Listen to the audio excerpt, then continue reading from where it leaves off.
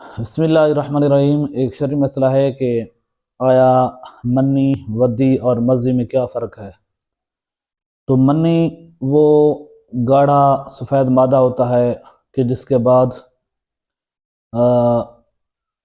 اعلی تناسل میں تندی یعنی شہوت، چستی یہ ختم ہو جاتی ہے۔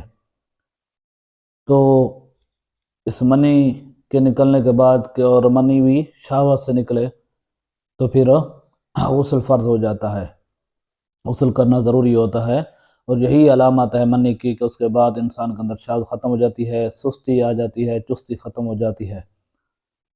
اور ودی جو ہے وہ سفید پتلا مادہ ہوتا ہے کہ جو پیشاب کے بعد آتا ہے یا غسل جنابت کے بعد آتا ہے۔ اور یاد رکھے کہ جو ودی ہے اس سے وضو ٹوٹ جاتا ہے، غسل فرض نہیں ہوتا۔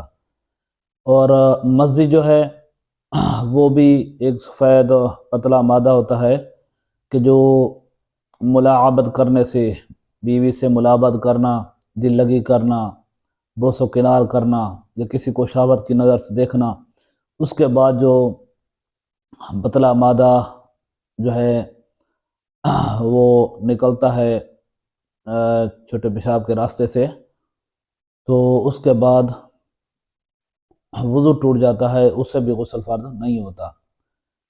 تو بہرحال نتیجہ یہ ہے کہ منی جو ہے وہ بھی شہوت سے نکلے تو اس کے بعد غسل فرض ہے، اور مزی اور ودی جو ہے ان سے وضو ٹوٹ جاتا ہے، غسل فرض نہیں ہوتا۔